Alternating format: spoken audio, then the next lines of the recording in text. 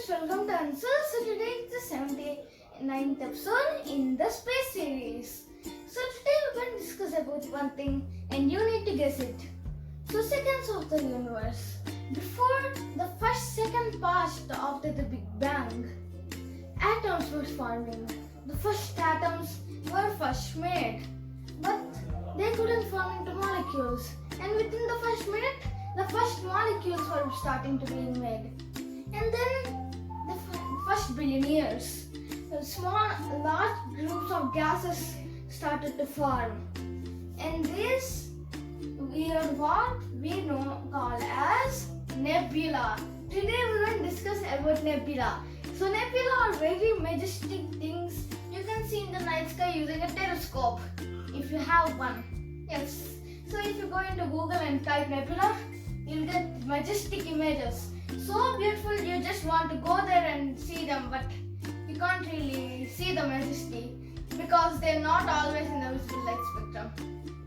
So good luck seeing them. Okay, so there is something, these nebula are, again there are three different types of nebula in the way that they form. Yes, so let's see them. So first are planetary nebula, the smallest of them all. So when a medium-sized star like our sun, medium size. Let's take our sun itself. So the sun, it will start to become humongous, as we said in our last video in space. So then it will suddenly implode on itself, creating a small white star, white dwarf. But what else is left behind? A very big bunch of gases. That is, after sun dies, this same group of gases will be sent out. These gases will be very large as they will just expand out as they once did before they became a star in a nebula, as they were once a nebula before they were turned into a star, right? So this is known as a planetary nebula. Now the planetary nebulas are mostly round in shape. Meanwhile, other types of nebula, there are like other shapes. So some examples of round nebulas include the Helix Nebula and NGC something. Yeah, they have pretty big code names, and yeah, they have lots of numbers at the end. Yeah. So the biggest of them all is the Helix Nebula. Yes, it's about like 18 light years. So normally the average size of these small planetary nebulas is like 1 light year approximately. So these planetary nebula will again bunch together to form new stars and repeat the process over and over and over again until the heat death of the literal universe. Yes. So these planetary nebula are very important for the growth of stars as they will bunch together, form new star and repeat over and over and over. So this is for the planetary nebula. So planetary nebula are very small, as I said before. So the smallest planetary nebula is just 0.1 light years across. Yes, it's pretty small. Okay, so this is for the planetary nebula. Next, our supernova nebula are also known as supernova remnants. Yes, so these are medium size. So now let's take big stars. Serious. Yeah, I'm serious. Okay. This is large scale. Yeah, it's like on shirts, the printing, which size it is. But for stars, it's a large star. So then it will also become humongous, even humongous than it once was. But instead of a planetary nebula imploding on itself, it will also implode in on itself, but on a larger scale. Yes, a very large scale.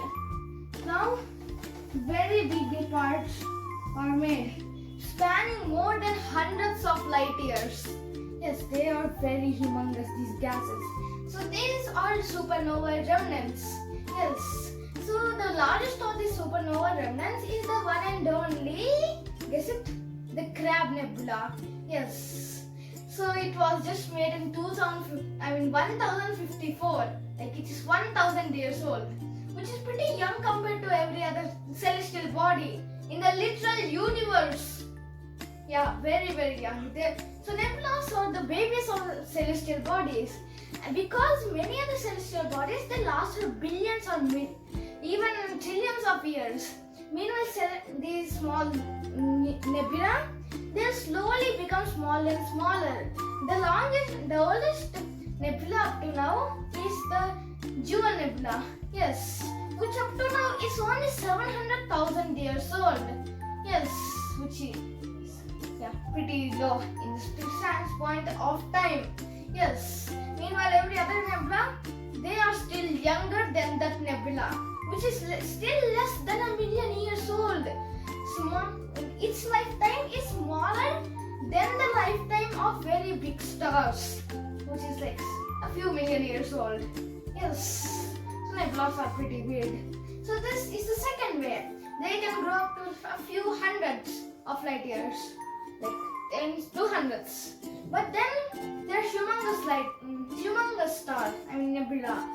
So the Terran Nebula is the largest nebula in the existence.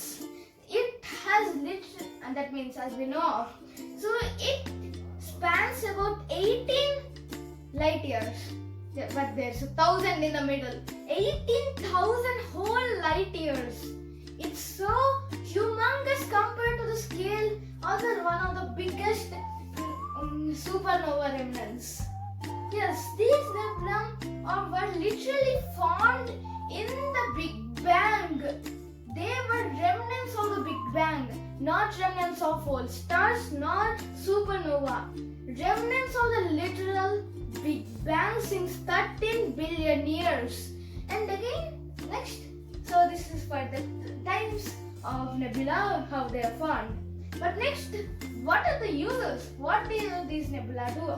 First use, we just see them and this is beautiful. Then the main use of these nebulas, that means they have no use, but a feature which comes with them when they are created by the universe is they act as hotspots for star creation. As nebula are just a lot of gas, some of this gas could clump together and form stars as we know them. So we already learned in other episodes that stars are just flaming balls of gas, and they are formed because of gas clumped together a lot. And these big nebulas are hotspots for that activity. For example, the Tarantula Nebula. It has the two most massive stars that we know of. One is known as BAG 9998, which is now the most massive star in existence after odd 130 something. Yes, which is now the second. These two stars are special type of stars known as Wolf-Rayet stars, which are very heavy and hotter compared to other stars like our sun. Yes, so their surface temperature can reach up to 210,000 Kelvin. Meanwhile, our sun's 5,000 Kelvin. Now that's a lot of disappointment for our sun. Yes. So these Wolf-Rayet stars can burn through heavy metals like iron, which our sun and many other stars can't burn through and do nuclear fusion on them. Meanwhile, these stars, they can do it as easy as doing carbon.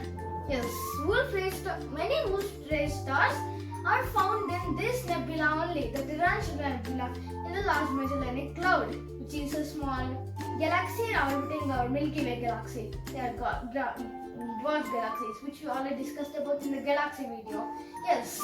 So again, in the top 10 most massive stars which we know of, 7 of them are from this galaxy, from that nebula itself.